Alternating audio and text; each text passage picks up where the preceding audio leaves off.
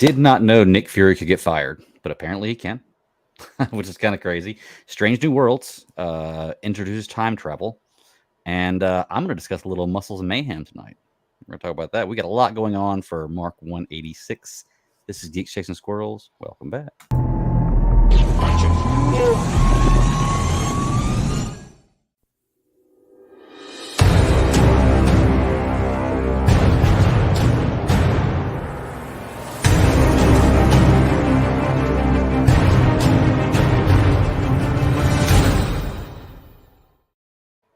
Welcome back, everybody. This is Mark 186 of Geeks Chasing Squirrels across the multiverse. My name is Greg. I am the Bat Daddy 52, and we got a lot of fun things to talk about this week. You know, that Muscles and Mayhem thing, I just thought about that right before I went on. I didn't have that written down. I did watch that. I don't know if anybody's seen that yet or not, but it's fun. I'm going to talk about it. I got my friends here, my heroes. What's going on, Sarah? Oh, it's been a pretty decent week. Hasn't been too bad, yeah. Back to Tennessee, came back again. So I mean, it's just I've been everywhere. Been everywhere. But for the next 2 weeks, I'm gonna be here. Nice. And then I got in-laws coming in, so I'm gonna take a little vacay. So that'll be nice. Okay. I will say, if you have to be stuck somewhere, Tennessee's not the worst place in the world to be stuck. I'm not sure where you're at in Tennessee. East Tennessee, kind of like Northeast Tennessee. Okay, yeah. I mean, I've never been there, so yeah. But I guess I've only been. I was in Nashville and Knoxville last week, so I mean, that's fun. Usually it's either Nashville East. That's normally where I am. Okay, well, that's fun. I like that area. The mountainous areas. I guess the. Don't ever get around to the Memphis area. No, I don't ever get that far west. Memphis is kind of a dangerous city, isn't it? Doesn't have kind of a high crime rate. Memphis, I'm not sure. America. Yeah, I mean, what's up, Ross? Not much. I'm enjoying the slow week myself. It's pretty nice right before the holiday shows up. You kind of get just enough time to say, you know, what was that? The fuck it all pill. Like, we don't care about anything else right now. Holidays coming up. There are 3 major holidays in the summer, and the 4th of July falls right in between the other 2. So. Yeah, I looked at the calendar at work this week, and I realized that this was my long weekend. So I had Friday, Saturday, Sunday off. Then we were closed Tuesday.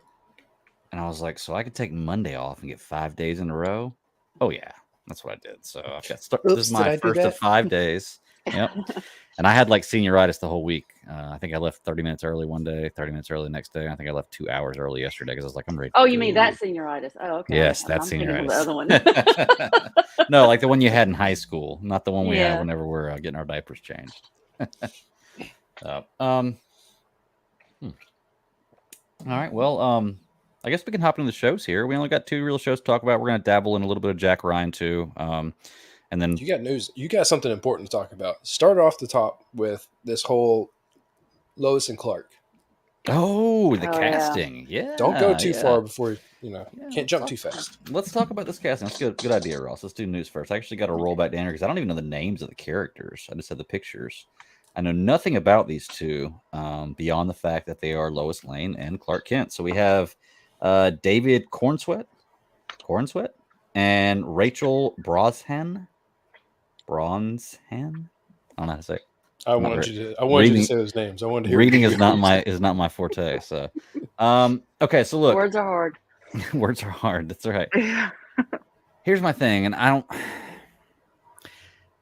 don't know how to say this without it sounding sexist, but it's not sexist. It's just I don't give a shit about who they cast for Lois Lane.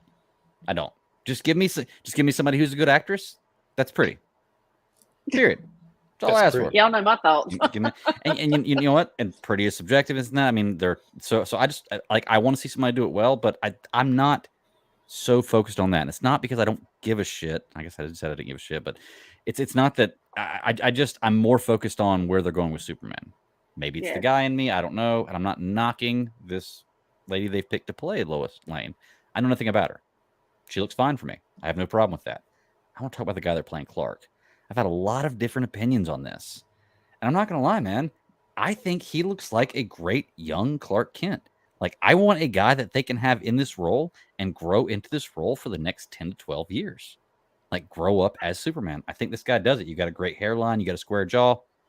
That's really the only... Kind of Cavilish. He is kind of Cavilish. And the thing is, he doesn't look big in this picture. But when I look at a picture of Henry Cavill as well, like that, I wouldn't think he looked big either. You can always get bigger. So I'm Mhm. impressed with this. I don't know anything about this, but going into it, I'm excited just for the way it looks. What about y'all? I think there's like you said, the Clark Kent sort of side of it is pretty good. I buy it. The Christopher Reeves wasn't a big guy. I believe it was Cavill's choice to beef up to the standard that he wanted to beef up to. I don't know if there's a back and forth between him and Snyder or anyone else that basically said like here's how big you need to get. I think that's a Snyder thing. Everybody Yeah. who's in Snyder's movies gets jacked. That's one Well, of his things, yeah, so. I mean, Batfleck grew wings. That dude got massive. Yeah. I think that. Look, I think that the woman cast to play Lois, definitely kind of going back to the Reeves thing, reminds me of Kidder a whole lot. I think that she kind of has that face. I hope she brings that kind of energy. Kidder kind of changed what Lois Lane. She brought the sass to the screen, and you had that a little bit with, I think, was it Terry Hatcher that played her in the show with way back when. Uh, was it the Adventures of whatever this show was? I can't remember the title of that one. But I think the thing of it is just you got to see what they're going to do. I would like to see the guy get bigger because once again I'm not going to go and try to really screw up his name just yet myself. I want to see what that looks like as Superman. I want to see the shots because someone's got to be taking shots already. Mm-hmm. There's got to be JPEGs of them out there somewhere. Mm-hmm. So I would like to see it. Well, and the thing is too is you don't have to have an insanely like jacked up Superman. I guess everybody kind of pictures Superman as being a big guy. Like I guess you'd want Superman to be like from Superman the animated series, with just like this insanely large Johnny Bravo upside type down triangle. Yeah, exactly. But I mean, you don't have to. You can go with a different take. It's just like with Amy Adams as Lois Lane. That was not the look for Lois Lane. It was a weird casting, but she did a great job and she fit the role well. When I look at this lady they've cast to play Lois Lane right now, it does kind of remind me of, the animated series when I was younger, and I can see that. And okay, cool. In my mind, that's kind of etched for what this woman should be. So there you go. I think she can do that well. We're gonna see what happens. I have full faith with what I've seen from James Gunn so far. I have a lot of faith in what's going to move forward with the DC universe. What about you, Sarah? Sorry, I got a child in here, but anyways, I was listening. No, I mean, I 100% agree. I mean, I'm thinking it's, if you're gonna cast somebody, definitely start from the beginning. And like I said, this guy looks very Cavill-esque, which I mean, I think it's kind of start small, maybe grow. So I don't know. I mean, I think I don't really know what to think. I mean, Superman's not really like one, my top tier, but he's maybe like, he's in top 5. So I'm more worried about who they're going to, cast for, Wonder Woman at some point. But anyways, I think it'll be interesting. We'll see what Gunn does. Usually he comes up with something pretty good. So we just have to trust in him, I guess. We don't really have a choice. Yeah. Oh, I'm not gonna lie. I don't know if they're like, if they didn't replace Gal Gadot, if they let her stay Wonder Woman, would we be that mad? Oh, you can't. Really? You can't. I don't think you can do that. I mean, like even though Gal was fantastic, look, I've always said the casting in Snyderverse era DC was great. The casting was really, really good, and I loved what they did with it. My problem was always with the story because, like, right now, all right, take for example, they're going to call the Superman movie Superman Legacy, and I'm already confused by that because Legacy tends to be something that you would mentally jump to like very old, like look back on how things were. You want to know what the legacy of that character was, and so to make that the first Superman title and it to be like a fresh start, that's already kind of that my brain is trying to figure out where is their jump off point going to be. What are they going to do with all these other characters? Are you going to get, the origin story? Are you going to get where they are now? I don't know where this is going to take place, and so I do want to know that. But I think part of the fun is finding it out as they start coming out and it unfolds. But I am just uneasy because I know nothing about it. All right. You know, like the other, let me just say this real fast. The problem with this is not the same problem that Marvel had, and they just introduced movies slowly, and no one else had really done it that way. And like now that there's a model, you want to know what DC's going to do. And I think that's why I think that's why I want to know what's going to happen. All right.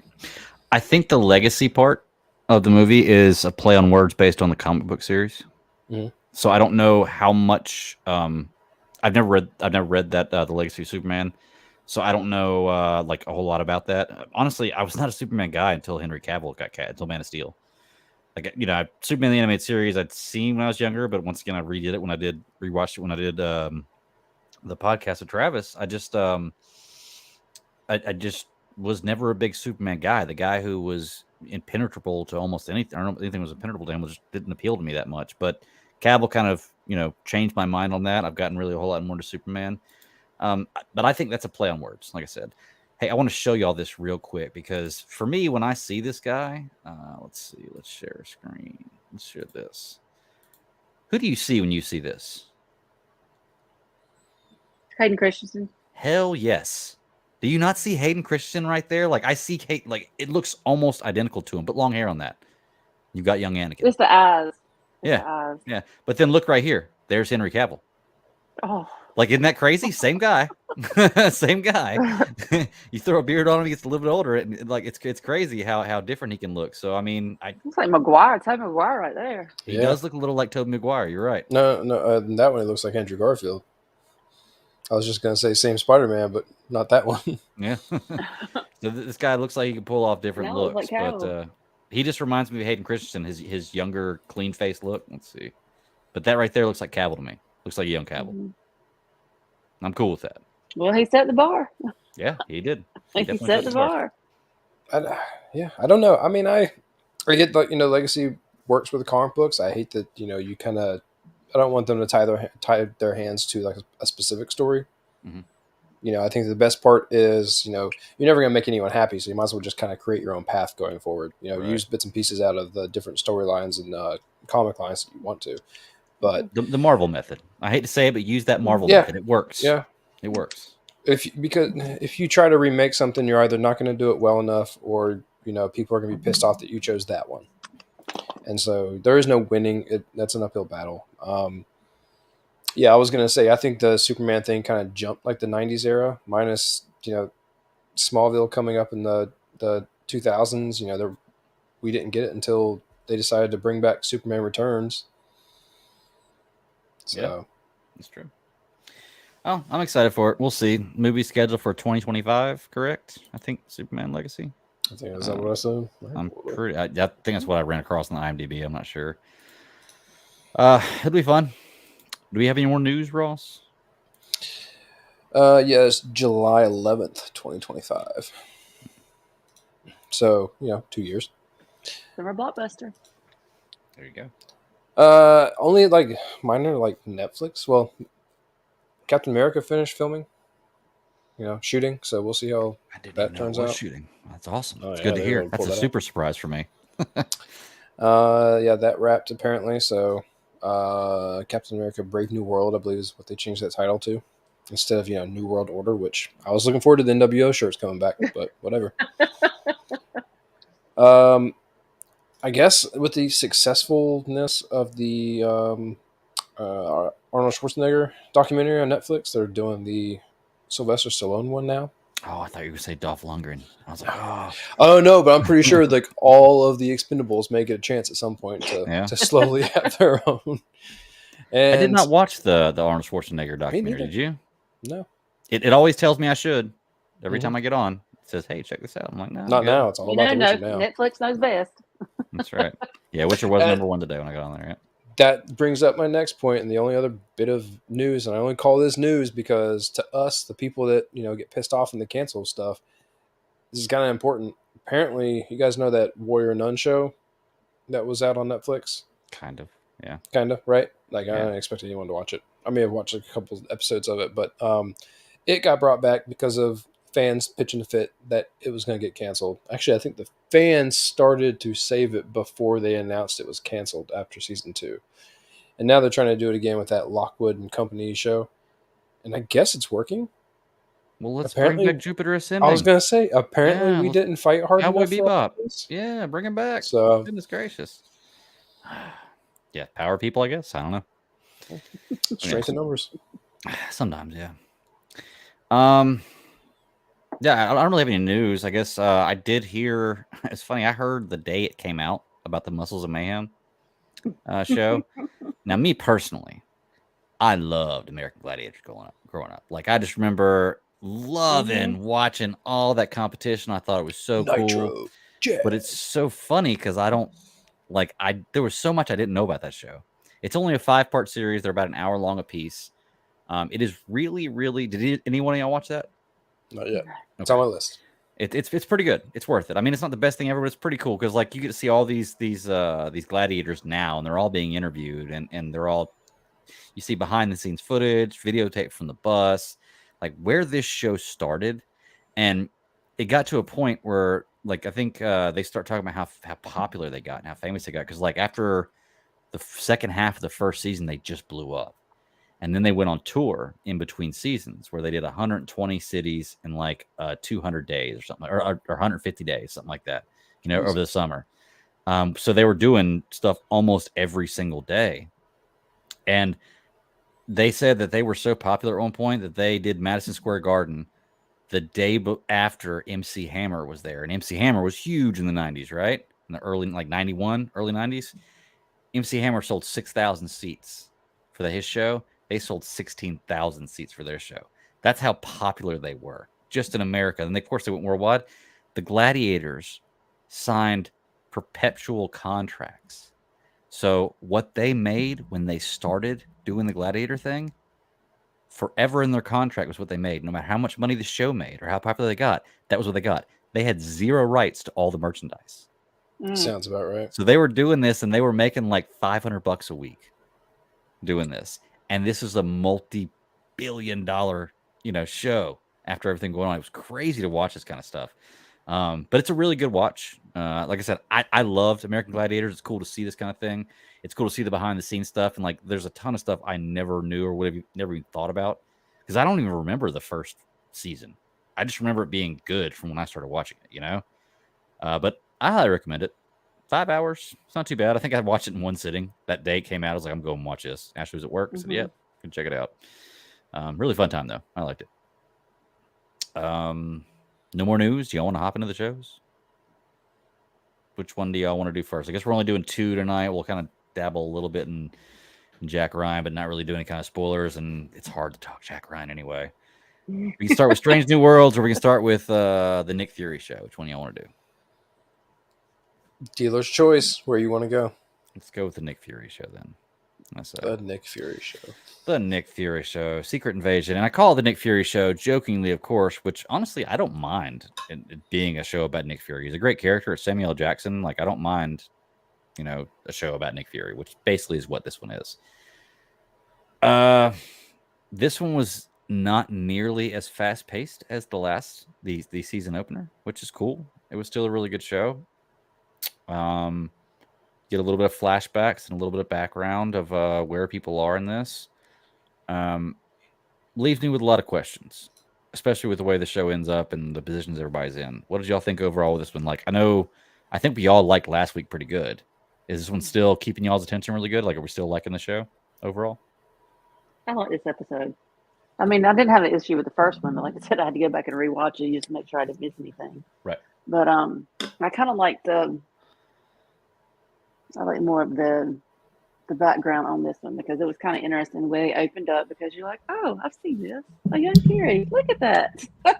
And I mean, and just and kind of connect the dots, with the scrolls and how it, because honestly, what was it?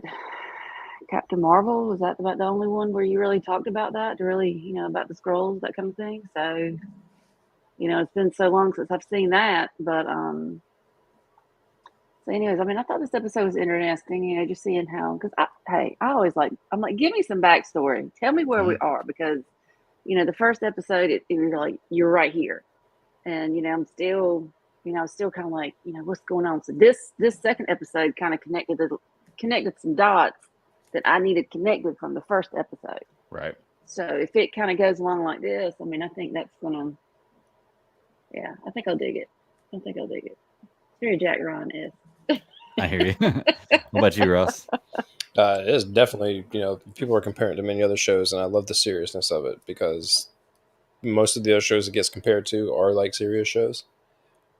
You need it. And, Nick Fury's always been able to be a part of, you can say what you will about Captain Marvel, but Captain America, the Winter Soldier, I mean, that movie had a totally different feel, and people love that feel, and that's what this show is bringing also. Mm-hmm. You talk about connecting dots. I mean, I love the past two. There is so much in this one episode, which you have to really digest because this show is only 6 episodes long. Like we were a third of the way through. A third of the way done. Wow, that's great. I didn't know that. I thought it was so. 10. Yeah, I mean, like there's a whole lot that's going on here. The beginning of the flashbacks. Why last episode they talked about him breaking a promise, and why you see now why Gravik is who he is. Mm-hmm. Oh man, like the introduction of the talk that he has with Rhodey, and first off, love the scene where he's sitting there and he's what does he say? He's like, if Slovakia stares at me one more time, I'm gonna carpet bomb that place. Right. I was sitting there thinking too. I'm like, yeah, she's sitting there. I mean, she's got her like Karen stance, her posture's all like ready to go, like she's ready to pounce on someone's manager, and he's just sitting there like everyone else is cool here. But this bitch has got to die. Mm-hmm. And so I love that little bit. But the conversation they had in the restaurant, apparently, it's been going back and forth. Is he the Skrull? Is he not? But what he said, or what Nick Fury says to him, is kind of just enlightening. Like, you got no idea. And Rhodey just has that moment to where it's like, you don't have an idea. Like, you don't know what's going on. Like, you have zero clue of what is happening. Mm-hmm. But what we found out is what Talos told Fury on the train. And that is that there are over 1 million of these little green people running around the earth. Mm-hmm. And I only have one bump up against that. And that is when the snap happened and they all came back. Do they come back as Skrulls, or do they come back as who they were? Because I feel like it takes some sort of like mental ability to hold on to that, right? So I think I can solve that. I think that you're misplacing the time of when he brought the million here. I think that when he was having that argument with Fury, it was because he was telling Fury after the snap, and you came back, you were just different. That was when Fury left to go to the ship. And he said, you weren't here. I didn't have anything I could do. I had to bring my people here. I think he brought that million after the snap when Fury was already up on the ship. If I'm reading the room correctly. Yeah. I can buy that, but I would have liked a more definitive answer for that. No, I have no problem jumping on that train. Yeah. But man, like the way they're plotting America against Russia, the Americans against Russia was only missing a piece. So I could call them the AARP, but they're just the AAR. The idea that this council is headed up by Skrulls who are in the top power positions, like all over the place. Like I love what they've done this whole entire episode. Mm-hmm. And the only thing that I hated were the long pauses that they had in between. Right. Yeah. People are staring or silently walking. I'm not on board with Emilia Clarke's character, but I just wish that they give her more. And I know that they're probably going to. Mm-hmm. But what I have so far, I'm like, I mean, she's doing a bunch of looking, and she did some looking and found some important crap. Yeah, I just think they're setting her up because you remember you gotta watch out for the quiet ones, because usually the quiet ones are the ones that have a lot of pull towards the end of it. So, I kind of feel you on that, man. Like when I looked at her, like it was funny because just finding out last week that's Daenerys, and then like now I look at it and I'm like, I don't know. This character, she just she does a great Daenerys. It's just she just pulls me kind of out of it with this. I don't know. But I haven't seen a lot with her yet. I think her story's still yet to develop. We'll see what happens. Last episode was when she realizes how and like why she lost her mom. That was an important turning point for her. and I can see that it's turning, and like I can see that the character building is coming. Right. Well, yeah, But it's just slim. she And, learned that, but she still set up Nick Fury true. and Yeah, everything. yeah. Which, by the way, I want to say, I don't know. This is what bothers me about this. Is like I get it. They set it up where it's like, okay, 2,000 people died. And that sucks, man. Probably more after they go through the Rumble, or, the destruction and everything. I get that. But would this really start a war between America and Russia? Because like this wasn't USA. It wasn't like the American government sending a bomb. It was somebody from America that was part of a radicalist group, from what they understand. So I don't understand how that would start a war, is all I'm saying. Because I don't It's the think it way you would, because spin stuff it. like that happens all the time. It's just the way you spin it, because Yeah, that's if true. you've got, especially if you got this council, and now as the tide has turned. So I mean, that's where you're going to push it, because if you get the right people screaming loud enough, just the most, how the one little pebble creates all those ripples. It's true. And kind of like what your point was, like what I said, you have to remember that they're talking about Nick Fury and Maria Hill, and these people aren't exactly peons. They chose a face to use to the guy saying over and over and over again that he's American, he's American, he's American. That was where my mind automatically went to, like, well, that's how they're going to pin this. But I didn't know to like what extent they were going to try to create a war. I figured they were just going to use a simpleton American who was there at the wrong time to be the martyr for the cause. Right. And it is essentially what happened, but you don't know the extent of it. But then you start learning all these other things. The idea of introducing the Super Scroll. No one knew what the trailer with Gravik in it having that crazy arm. No one knew what that was going to be. Because I still don't know. I don't know what you're talking about. So the scene where Gaia snuck into the she's looking at the Apple computer, the IBM computer or whatever. Well, yeah, I mean that was the start of it, but more or less that was afterwards. She stuck into the place to begin with, and she realized that the doctor's name was Dalton, and that's how she ended up getting on the computer. She was looking for information about Dalton because she didn't know what was going on in that room. In that room is the machine, and they're doing all these, almost looks like chemical tests, like they're playing chemistry class trying to figure out what's going on. In my mind, I'm thinking, it's MCU, so either we're doing super soldier serum or, Hulk serum, we're doing like one of these things, right? I didn't even it didn't occur to me because I haven't read anything with Super Scroll information in it since like way back when. And what that device is supposed to be, now that you see her sit in front of the computer and there's all of these samples that she's reading about, it was Groot, Cole Obsidian, yeah. There were two more, but I can't Frost remember. Giant. Yep, that was one. And Iron Man 3, Extremis. Oh, okay. And so in the comic book originally, it was the Fantastic Four. Like that's how being four of them, it was the Fantastic Four they brought in. They took properties of the Fantastic Four and put it into a scroll. And that scroll had, go on and look at pictures. It's like a fire for one arm, the bottom half is invisible. It's got like the thing arm for the other one. So what they're doing in this version, it seems to be like they're going to use those 4 character samples and basically just create a super scroll. That's cool. Using something they've had that from the universe already. Right. Okay. I do have to question so Cole Obsidian was the big one that got his hand cut off when he was going after Spider-Man in Infinity War. And Doctor Strange created the portal. Cole stuck his arm through it, and then he closed the portal and cut his arm off. So we're led to believe that Damage Control has these samples, and I don't know where the Groot thing came from. Extremis was kind of, anyone could have been Extremis, but that's deadly if you think about it, because those suckers regenerate. And so here, if you're going to have scrolls that are just going to regenerate, not only are there like a ton of them here that no one knows about, but now they can't die. Yeah. So it's pretty crazy.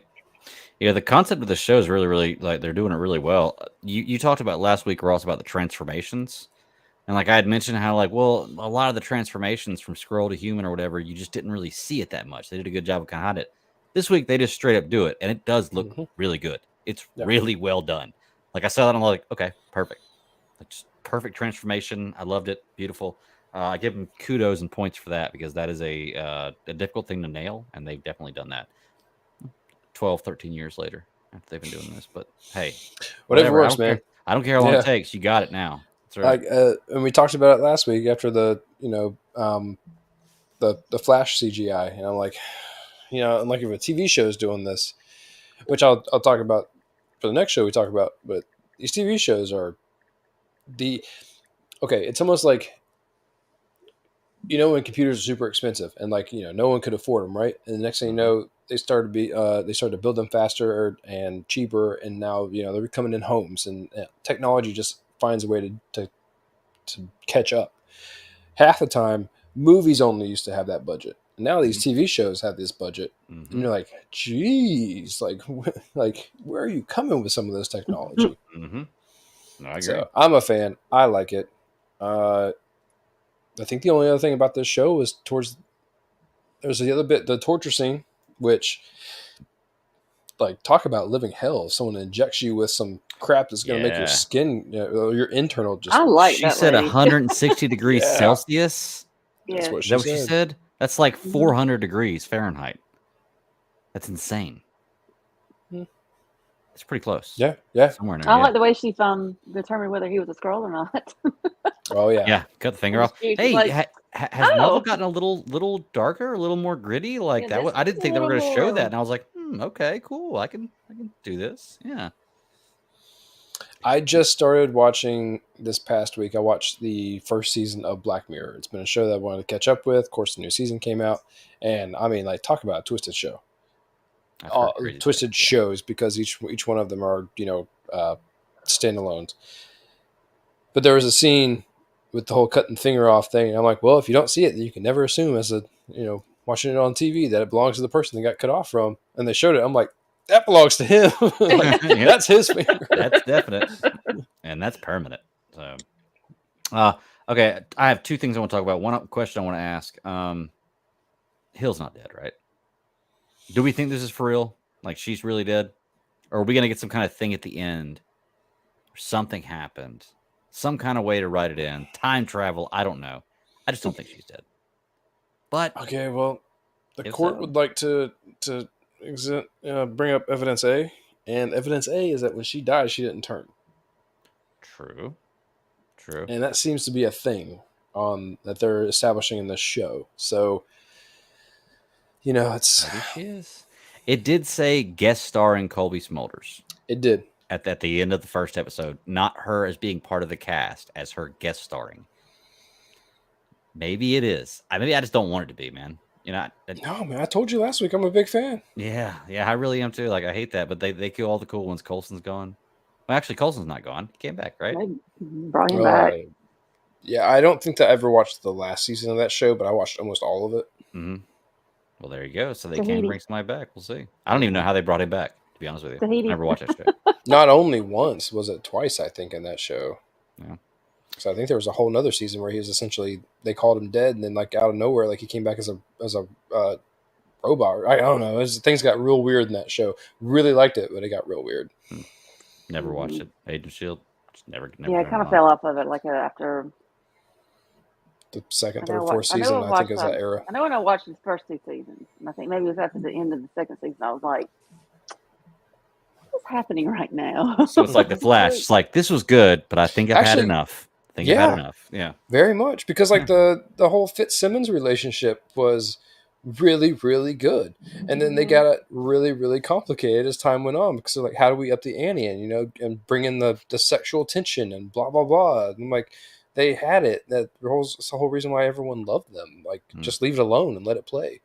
Yeah. But no, they had to go and make it all weird. And that one the only Goodness. one. A lot of relationships got weird. A lot of it got weird.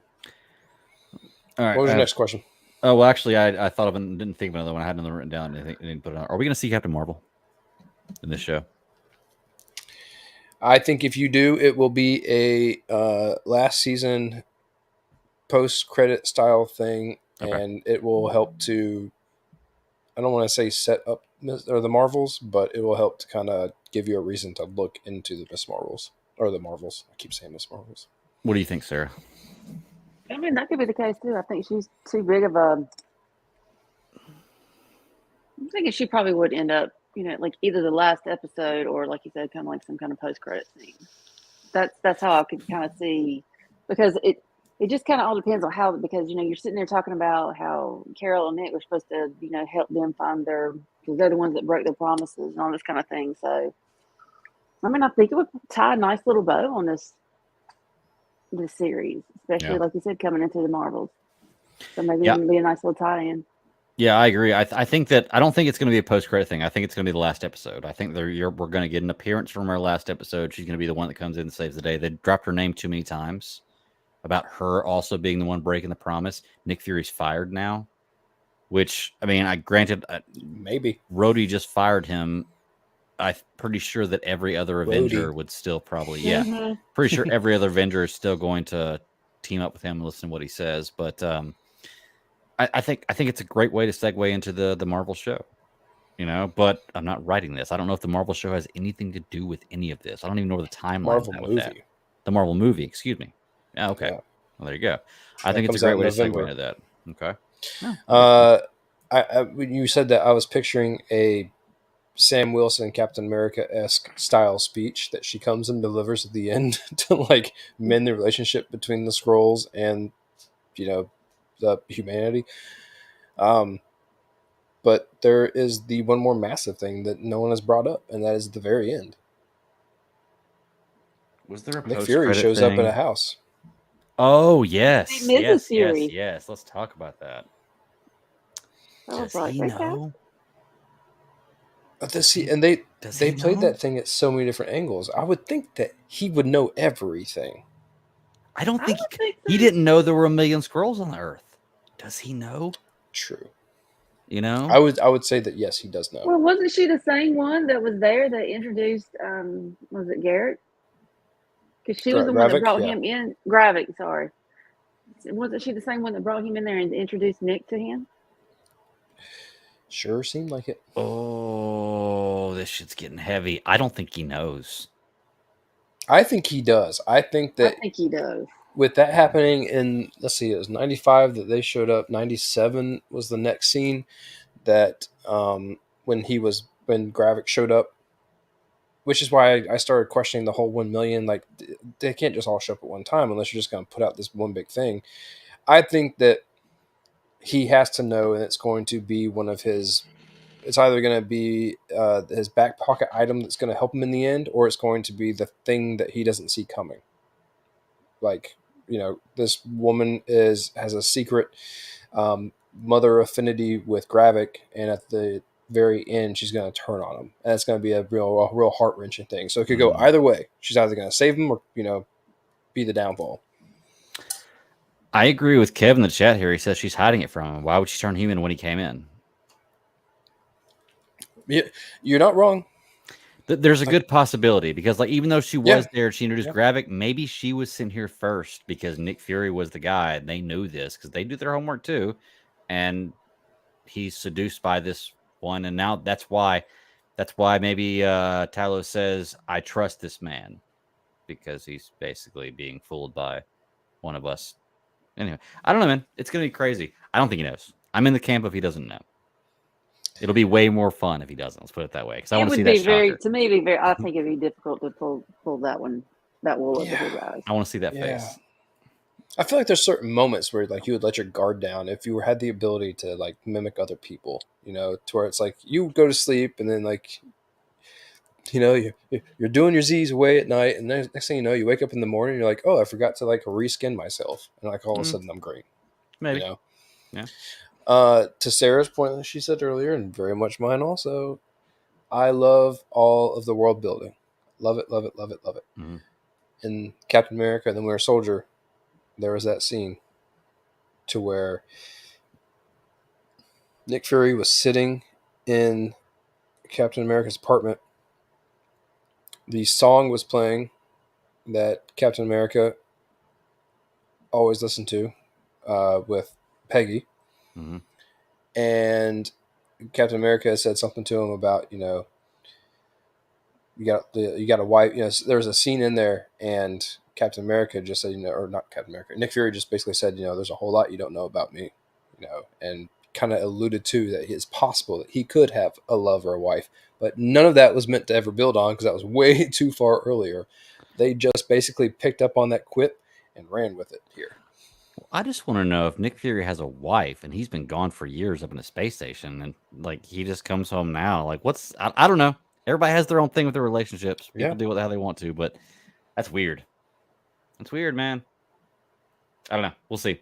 I'm still in the camp if he doesn't know. It's going to make it a way more fun show to see that aha moment for him. These are the best parts. Like the best part is knowing that you don't know what's going to happen. Right. It is, like I said last week, the advertising they've done for this show and the length that it has been going on without people paying attention, with scrolls just showing up in random places all over the place. Like, I think that is just a fantastic idea. And now here we are that it's happening. And you're like, that was the whole point. You don't know where the scrolls are. You don't know who's a scroll. You don't know what's happening with any of this. And I love the fact that everyone's basically saying, well, is Rhodey a scroll? Like, what's going on with his wife? Like, what is she? To him, more or less.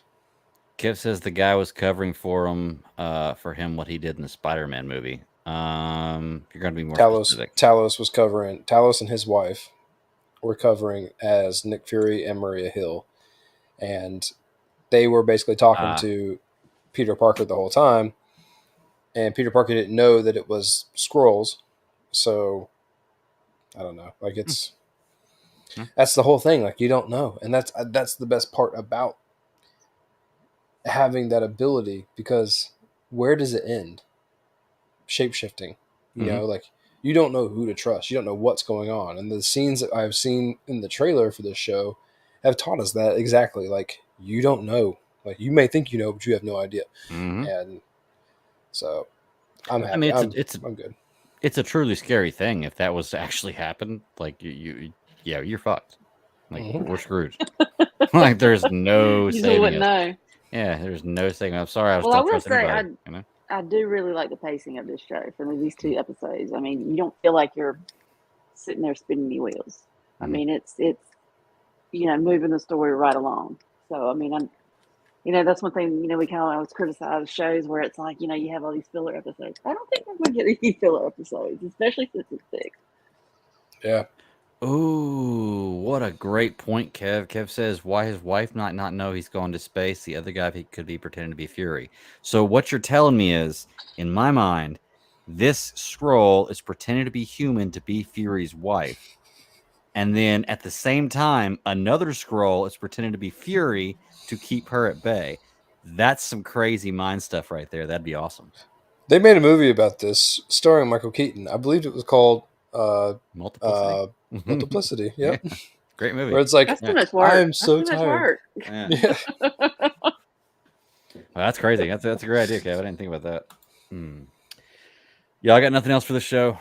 My notes are spent. Is there anything else you want to bring up about this one? It's really good so far. 58-minute episodes. I'm getting a full hour. Well, minus the intro and the credits. 55 minutes. So, still fun. Feels like a little mini movie.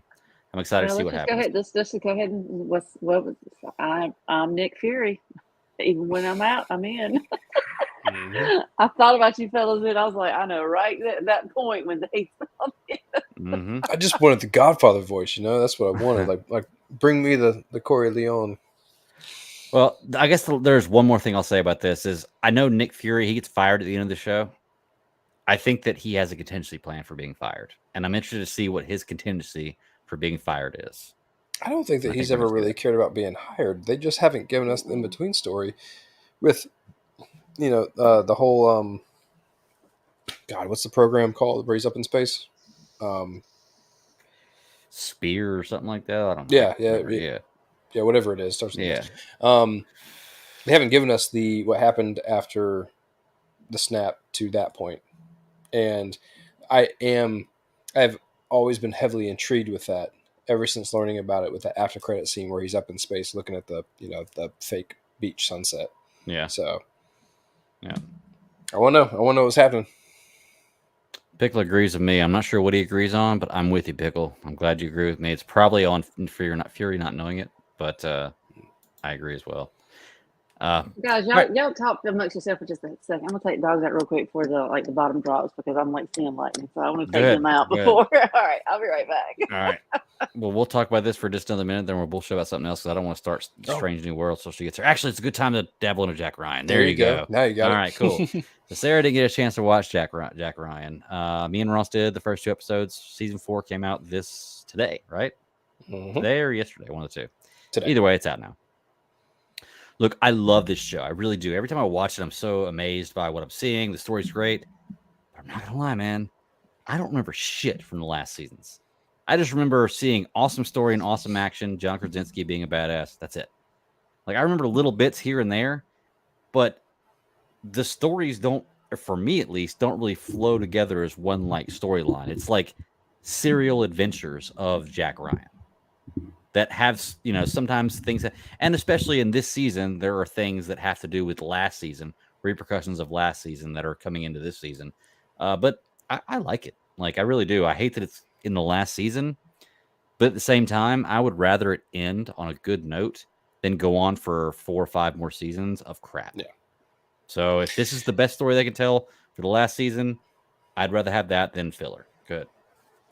I don't know if we're really going to talk much about the other show at all, but I had to go back and do a refresher on The Witcher because same kind of scenario. Like I didn't really know. Like as these shows happen, I can try my best to keep up with them, and I do enjoy them as I'm watching them. The Jack Ryan over The Witcher, I think, just because I think I love the realness of Jack Ryan. Mm-hmm. I did not go back and watch anything on this. I was taken away. Like the very first scene when I put it on, I'm like, oh God, is this a tie-over from last season? Did I miss something? Should I have to go back and like watch something? But then at the very end, it was like 3 weeks earlier, and I'm like, okay, maybe like they're just doing that whole like Tarantino thing, like watch the end first, and then we'll get back to the main story in just a second. Mm-hmm. I have really enjoyed the first 2 episodes. I thought that they were building towards something good. I'm so much happier that they are doing a weekly release because it gives you time to digest it, and it gives you a little bit more time to think about it. It's like muscle memory. Like you can't just binge the whole thing and go straight through it. You need to slowly work your way through it. So each week you have to remember what happened. So you're replaying it in your head, and it gives you the recap, and then you're basically building the story. When you stream stuff, or at least when I do, when I binge it, you don't have that time, and you don't have to think about it. And that's why I say I probably don't remember much about either one of these shows because I binged them. The past couple seasons for both of these shows were complete drops. And now that this is week to week, like I feel much happier about kind of getting that breathing room in between and actually thinking about it. See, that's crazy because I don't know if the reason why I don't remember it is because of how I watch it, because I have binged every episode, of these seasons of these shows since they've been out. I haven't watched them week to week. I know that I watch shows like The Peripheral where I was like, God, I wish I could watch this whole thing at one time. True. Instead of watching it week to week, because there's just too much going on to remember. And I feel like it's the way it is with Jack Ryan for me. There's just so much going on. It's a great show. There's so much going on that I can't remember. I have a bad memory anyway. I watch a lot of shows, so it's difficult for me to remember. I think if I could watch it like in just sit down in 8 hours and watch like an 8-hour movie, I'd probably remember it a little better, me personally. But I mean, it's just the way people remember things, I suppose. I think that goes with the storytelling also. The Peripheral was very much like Foundation. It was very tough. Foundation came out weekly. Peripheral came out weekly. Those stories were so complex that they don't like you cannot digest them on first view. You really need to do something and to be extremely locked and loaded when you're watching it because you're just going to miss stuff. Like you're not going to understand if they're trying to be smart or smarter than what they think the average person is, and to do the work during dialogue, and you're just skipping over the dialogue because you're like, she just keeps talking. Oh my god. I don't know, man. Like I think it is just as much the story and how much it has you stuck in it versus the ability to stretch it out. I think both of them have their points, and that's fair. These 2 episodes of Jack Ryan were really good. My only thing was I thought that I'm not going to spoil it because there's nothing to spoil. I thought that the Chavez character with who he plays in the MCU was a complete flop, and I'm like, hold on. Like, if they do what I think they're going to do with this character, I'm not going to be able to buy it. But as I watched the second episode, I was like, all right, like I'm starting to like, right. It's like when I'm putting on a new shirt. It feels weird at first, but like it's slowly like, all right, well, it breaks in, just got to wash it. Well, how many movies have you seen him in? I'm trying to think of his name right here. Michael Pena. How many movies have you seen him in? He's always been kind of like a background character. Yeah. He's been in a lot. Okay. Well, I'll go ahead and tell you right now. He's in a movie called End of Watch that I went and saw in theaters. Yep. I remember this specifically. I don't know if you've seen that one or not with Jake Gyllenhaal. He's a cop. He can play a serious role. He can play. He's an actor. This guy's got range. He's a phenomenal comedian. Who is he? Luis in the Ant-Man movies. Phenomenal comedian. But this guy has chops with acting. Like he can really play a lot of. When I first saw it, I thought the same thing. I was like, I like him better as a comedian, but he's a really good actor otherwise too. I'm not saying the level of seriousness. I was only saying like this role that they're giving him. Right. Because like I know that he can do seriousness. Like I definitely watched End of Watch. He was in another movie that I can't even bring to mind right now. But I've seen him do plenty of serious roles. And I don't need a muscle geeked out black ops dude, but at the same time I need the belief there personally that I can believe it. Like for whatever role they're gonna have him play, that it works. And it just took me a minute to get into it. Damn, dude, I'm looking at his IMDb right now. He has been in a ton of movies. A ton of movies that I've seen. Like, holy crap, this guy's got a great resume. All right, so we're not going to go too far into Jack Ryan. We don't want to spoil anything for Sarah. And I watched the first episode. I told you that. No, what do you want to talk about the first episode? Yeah, talk about what were your thoughts? Yeah, let's talk about the first episode. Well, I mean, the way they came into it, it was just basically kind of like the way they ended last season, because now you had Jack coming in with right, that pretty much when they took Miller down, she's stepping in as, I guess, director. Now he's like deputy director, because they were in the process of the confirmations. And so, like I said, I kind of yeah, so I mean, it's like I kind of got like bits and pieces of like conversations and everything. The very opening scene, I'm like, hold on a second, did I miss something? Because I'm like, I know he just got off a submarine. Did something happen that? But then, like I said, when I saw like the 3 weeks later, I was like, oh, shit's about to get real. So we're rewinding to see how he got to this situation. So, I mean, typically I can kind of follow this pretty well. I mean, I remember what happened last season, which, I mean, I liked last season. I thought it was pretty cool. Because they even brought that up, saying, oh, were you the one that, had this, submarines on high alert, and you just kind of stopped everything and just took it off, did it yourself? Backdoor deals with the Russians. He's like, yeah, pretty much. Stopped it, didn't I? Saved the world, didn't I? Hello. So, but yeah, it's like I didn't like the whole, I guess, the Chavez part of it, because it's like I would see Michael Pena's character, and I'm just like, okay, what's going on? Because like I said, that's some of the conversations that I didn't catch on. Now I saw the gun to the head, and I'm just like, okay, we about to get serious. So I'm like, all right, I need to start paying attention. So I'll probably rewatch the first episode, and then but right before I watch the second episode, so I'll make sure I'm there. Same thing I did with Secret Invasion. Right. Yeah, it's a good way to go about it. And it's like I said, I just haven't. I love watching the show. I just have such a hard time remembering specifics about everything before. Like I could not tell you anything about the first season. You know what? I can tell you one thing about the first season. I remember him. He had a guy. He was in the desert. he went to a trailer and he had a guy who had stuff stuffed in his stomach, and he opened up his stomach and pulled it out of his stomach. And I remember that from the first season. Beyond that, I remember nothing about the first season of Well, this he's show. come a long way since the first A long way, because now he's the because assistant he was director, like a right? desk jockey, basically. Deputy director, yeah. He was I a love disc how he jockey, walked in yeah. that room too and was like, "Hey, good to see everybody. You know, I need him." Yeah. Of course, that may have been something else in the second episode. Sorry. I do love the speech that he gave to Congress. I love how Congress was giving him shit back. Mm-hmm. I love because that all of it's right. Like what right do we have versus like what's our safety that people should know, and like what kind of example did he set by going off and like it's the whole what I did was right, but it was wrong. Mm-hmm. But at the same time, like if people like me don't do what's right, then people are going to see like the real result of what could be as the whole situation would go wrong. Like where Right. would we be if these people succeeded? It- And it's just dangerous, and it's a catch-22. It's an uphill battle both ways. But I just loved that scene. I loved the way they were talking about it. Yeah.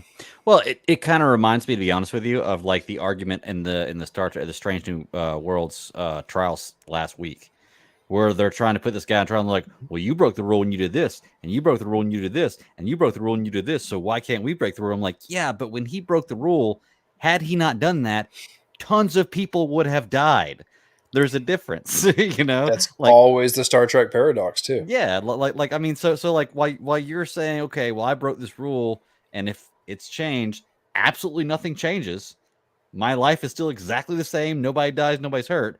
This guy broke the rule to save lives at the moment. So it's like it's a little different, That's kind of Jack Ryan's point here. Is like, yeah, okay, I broke this rule, but had I not done this, like, Well, what are we looking at right here? let's use this to go ahead and segue into our next show. Let's do it. Because Star Trek always has a history of doing these shows.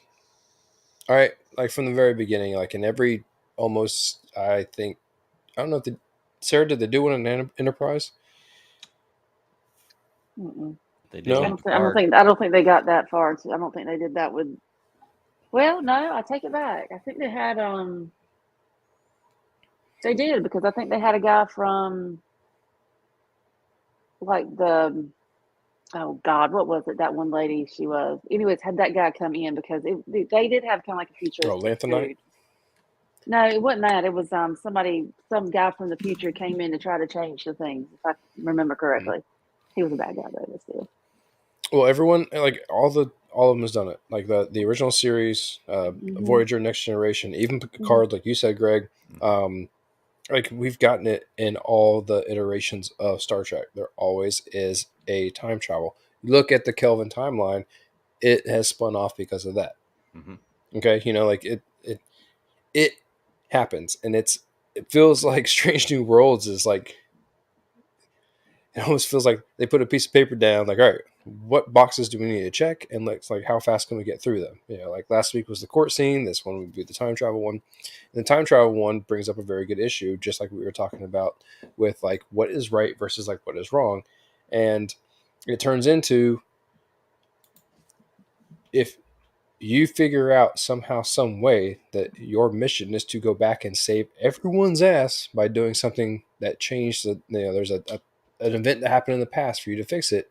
And there's this whole entire authority that controls time and all the events that are supposed to happen. It's almost very much akin to Loki and the TVA. Where is that right? And like, I don't remember enough about Star Trek in the regard of if they are all taught, if you are ever to reach some sort of temporal paradox, how you're supposed to handle it. I don't know if that's like general 101 training that you learn when you're in the academy. Kind of like prime directive and then temporal anomalies. Right. So like is that a thing? Because I've been blacking out trying to remember whether or not that was like a true thing, because they all have their episodes on how to deal with it, and everyone always says the number one thing is to not make waves, don't Step Don't on the change leaf of anything. grass. Yeah. Don't do anything you're not supposed to do. Which, yeah, keep going. We're going to talk about that towards the end, but go ahead. So where I'm at with it mentally is here we have a show that begins with some guy just showing up and finding the first person that he comes in contact with say it is now your job to save the entirety of the universe. No, bro. He come after her specifically, man. He came out of her specifically. There's no way You he would couldn't have. think because of the name and the all of that, but man, like, Can I say that, Ross? You know my thing with time travel. I'm always trying to figure it out in every kind of movie, and like I think that Star Trek does a good job with time travel. In this movie, in this episode, towards the end, with the temporal time travel agent or whatever she was, she makes it believe, and not even this, earlier in episode 2 when they're with the other lady, they're talking about how there's been multiple attempts for this to happen. They're continually trying to make this happen. And can I be honest? This ruined Terminator for me. I was sitting down thinking about it in the car. I know this is totally left field, but I was thinking about it in the car, and I was like, okay. So in this world, they have a computer algorithm tell them the best outcome, like the best time they can go do this and what the outcome's going to be, right? Well, in Terminator, we're fighting. did. Yeah, Terminator, we're fighting computers, right? Machines, computer minds, right? And originally, you try to go back and kill John Connor. You can't. Okay. So then you try to go back and try to kill Sarah Connor. You can't. Okay. Why not go back and kill Sarah Connor's parents? Like, if you're a computer and you can figure this kind of stuff out, why not just go back a little bit further back in time when technology's not there and they have absolutely no idea what's coming and kill the line before that ever happens? And I was like, oh, they just ruined Terminator for me. Like, just ruined it. Like, it's over now. And I guess it's like that with any kind of time travel thing. But do I make sense? Like, in Terminator, why would they not just go back further and just It's like Rhodey talking about going back and killing baby Hitler. I mean, the same thing with Deadpool. Like if you were to go back and like be able to do these things, like at what point would you be able to do it? Like now but those were more or less jokes. And like when you start talking about Terminator, not to say that it's real, but you're not wrong. But I think that Star Trek has that ability to be like, you know what, we do have AI, but we do have a way to like control it. Like there is a big red button somewhere that everyone's able to like push in case AI starts, making AI babies out of nowhere. Mm-hmm. So, okay. Last thing I'll say about the time travel. Well, not the last thing, but next thing I want to say about time travel. I'll probably say something about time travel again before we get done with this. You mentioned it, Ross. Blades of grass. Things different. What is the main problem that Pike has had in this series? That he knows the truth. He knows his death. He knows when he's going to die. He knows the future. What did Singh do in this episode that they focused on at the end that was the one thing she changed that nobody caught, or nobody, the time agent didn't catch or anything else? Does anybody see it? Well, between the watch or him? The watch. The watch? Exactly. The watch is a blade of grass, right? I think that watch, her taking that watch from that time period that doesn't exist anymore because she erased that time period, that branch. Now she has altered time. That's going to change what happens to Pike in the future. That's going to be the little ripple that affects what happens to Pike in the future. For me, there's no reason they focus in on that watch at the end. Like you see her wear it a couple times. You see her take it off. She calls Pike, and then afterwards, the camera goes away from her, out of focus, and into focus on the watch. Mm-hmm. It's like, okay, you don't do that for no reason. Like you're saying, hey, don't forget this watch. So I feel like that's going to be the ripple they're going to use to work into time travel to something to do with Pike surviving or Pike's life changing. It's probably dumb, but it may work. I think it's possible, but I think it kind of falls back more along the lines of like I was talking about with that Nick Fury comment and the Winter Soldier versus like now having a wife. And like the watch exists and like they could use the watch as some sort of possible thing. But I'm also not sure, like it could be a red herring in a totally different way. but I don't want to get too deep on it because I want to talk more about like just the whole entire story arc of La'an in this whole entire episode, because I thought that was really, really good. Yeah. Agreed. You know, I love what they did with Kirk. I love how the two of them came together. I love how whatever had changed was had basically converted into the what they call it, the Earth United Earth Fleet. What we got? Time Agent wasn't around during. I think you just mentioned when he actually saw time agents. Yeah. Yeah, they probably didn't bring up time agents. That was probably way before. Oh, I wasn't even talking about time Encyclopedia. agents. Yeah, I was talking about just the fact that they do back in time episodes. Because there was the episode where McCoy went back and the others had to go back and go find him. It probably wasn't involved like at all. I don't remember enough about it for time agents, but I think that it was still just a travel back in time episode. Right. No, like how the United Earth Fleet had like the same ships, same names, same uniforms, different logos, different badges, but different insignias. badges. Yeah. I saw that immediately and I was like, it's a different badge. Yep. So. Yep. I love the fact that you had Spock still as a, like a, I don't want to say like a Vulcan warrior, but like, a representative of the planet of Vulcan, and for him to be asking for help and like, Kirk just be like, nope, sorry, bro. Sorry, bro. Yep. But you still have to test the Romulans. Yep. The moment they go to Toronto, everything's filmed in Toronto, right? Like Toronto's like a major hub for like stuff getting filmed, and like just film it here. Cheap. It's cheap. Yeah, it is. It's cheap to film in Canada. Yeah. So Kirk what year was this? Iowa? I gotta ask, what year do you think this was set in? She went back to, because I know the girl who was in the one who was going to kill Khan, who was the Romulan. She complained. She was like, "This was supposed to happen in 1992. I've been here for 30 plus years." So does that mean this is 2022? Is what they went back to, or today? Or today, yeah, like somewhere like around right now is what I picked up on math wise. It's got to be, if you're saying 30 years. So I was like, oh well, maybe. I don't know. It was interesting that her plot kind of changed from, I guess, what she did with whatever was supposed to blow things up in the first place, and then that created Kirk's universe. That's the whole thing.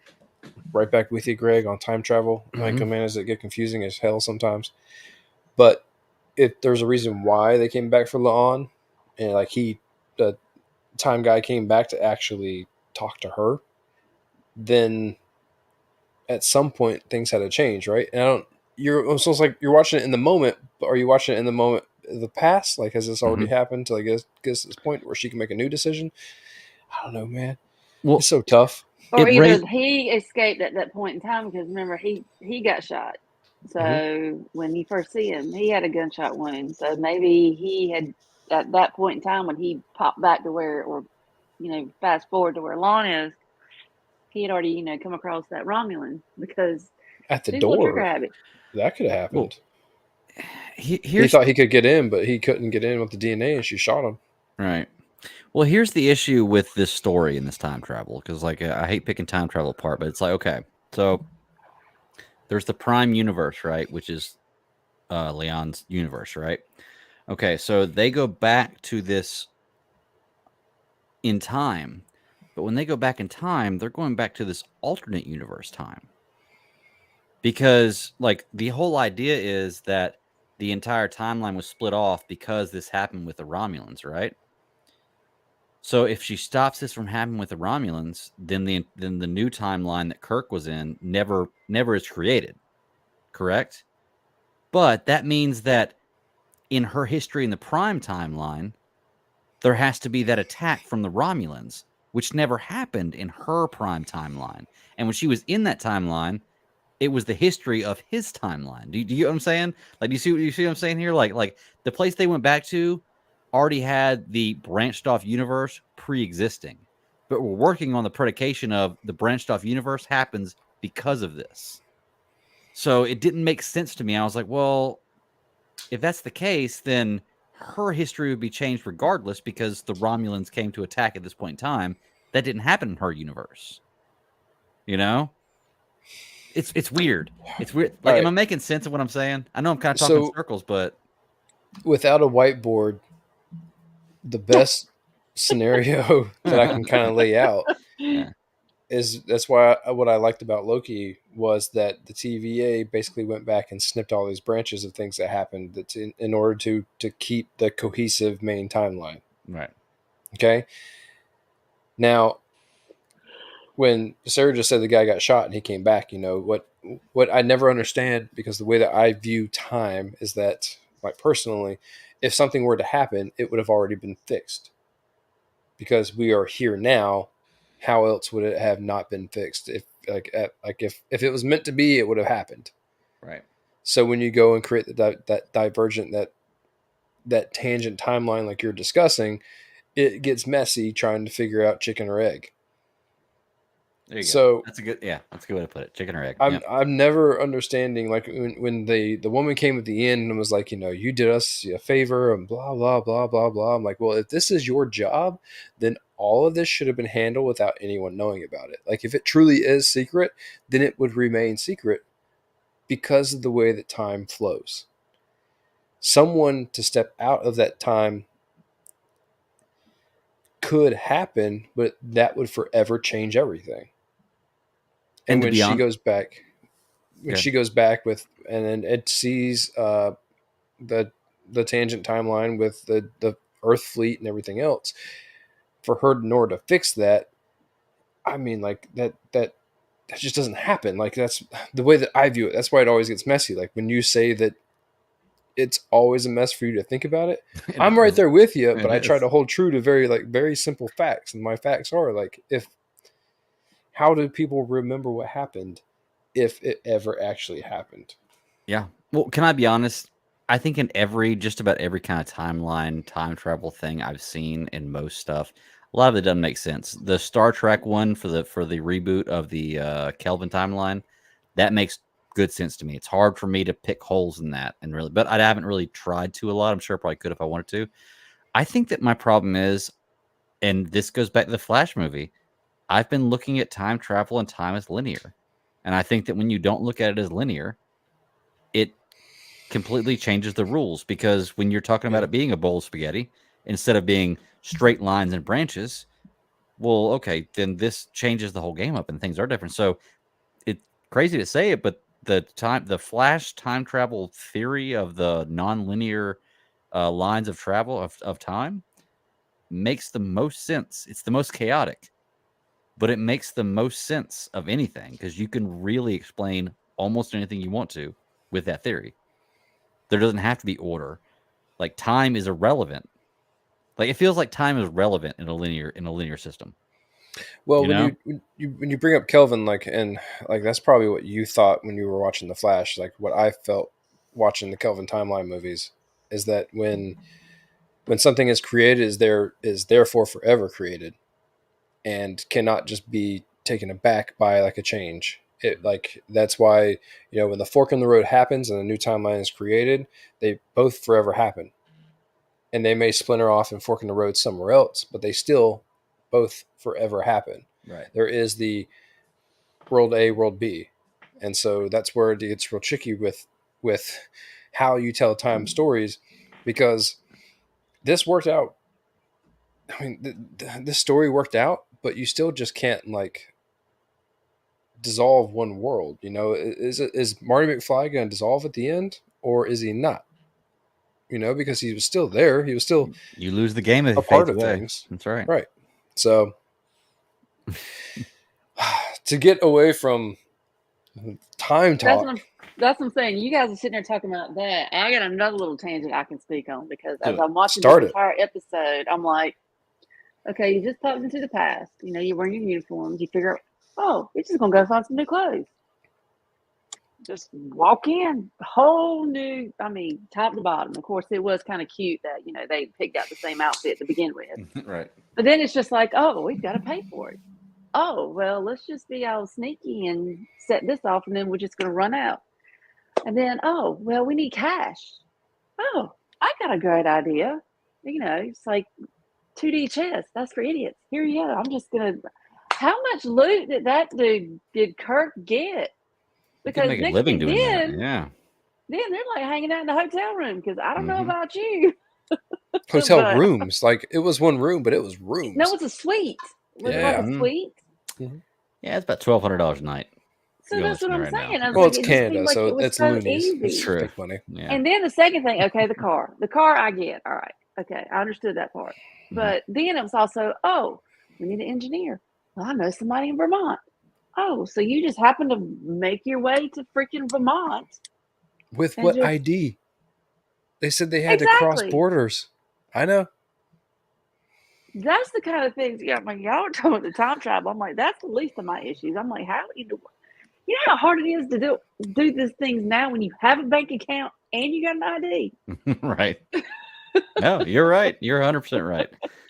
Yeah, it was like the cop letting them go because the chick was filming them on YouTube, and it was like, okay. It was like, I'm gonna let you go with a warning. I'm like, he was driving erratically. Right. He was driving off the streets in a Hellfire.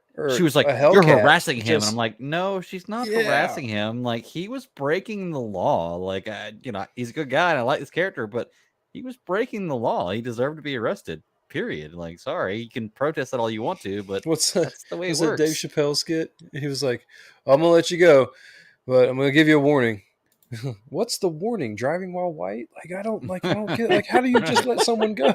Right. And so, but fun fact, I was reading an article that was talking about, how they filmed the Picard scene with Seven and what's her name, when they were in the Explorer, Raffi, and they were doing the whole driving scene, like all of that was like practically filmed. Apparently this was filmed like in the volume. And so all those shots that you see of them in the car and all the stuff that you see through the windows, apparently that was all through the volume. And so that was going back to my all the LED, the full wraparound LED screen. They put a car in there and they moved the car and the screen moved like they're supposed to move. So like the MRAP training in the Army kind of type deal. Yeah. But that's what I was talking about earlier when I was saying that, now TV shows are getting this technology versus like just movies having all of this stuff, like Mandalorian and stuff like that. I think Mandalorian was a big one that started that out. Yeah. And how much it has changed and how easy it is for them to film scenes like this. So, because you think about it, they can get a car and they can disassemble it to whatever their needs are to put cameras in and to whatever they have to do. But they film that whole scene. If what I read is correct and real, if they film that whole scene in that enclosed room, then they did no damage to anything. And they turn around and they just, rented a, $100,000+ car for no reason other than to put it on screen or stick a badge on it, whatever they did. But yeah, it's a good point. And of course, was that Kirk that they just had to find the flashiest car he could? Absolutely. Oh, there's no. What else are you gonna put him in? Like, you can't put him in. What did he say his middle name was? Tiberius. No, not for real. His brother. Yeah, Discretion is my middle name. Oh yeah. It's like, you're not known for being very discreet.